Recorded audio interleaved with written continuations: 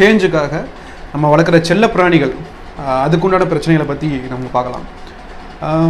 பொதுவாக நம்ம செல்ல பிராணிகள் எதுக்கு வளர்ப்போம்னா நம்மளோட பாதுகாக்காகவும் சரி, இல்லை நம்மளுடைய பொழுதுபோக்குக்காகவும் சரி, இல்லை நம்மளுடைய மன அழுத்தத்தை வந்துட்டு குறைக்கிறதுக்காகவும் சரி நம்ம செல்ல பிராணிகள் நம்ம வளர்ப்போம். இப்போ வந்து பொதுவாக நிறைய வீடுகளில் ஃபாரின் ப்ரீட் அப்படின்னு சொல்லப்படுற வெளிநாட்டு பிராணிகள் வந்து நம்ம அதிகமாக வளர்க்க ஆரம்பிச்சிட்டோம்.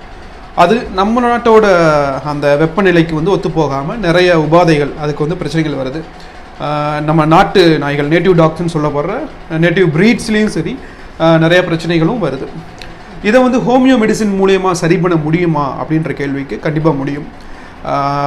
ப்ராப்பரான அதோடைய அறிகுறிகள் கரெக்டாக இருந்து நம்ம மெடிசின் செலக்ட் பண்ணி கொடுத்தோம்னா ரொம்ப அதிக செலவு இல்லாமல் நம்ம ஈஸியாக அதோட நோய்களை வந்து நம்ம சரி பண்ண முடியும்.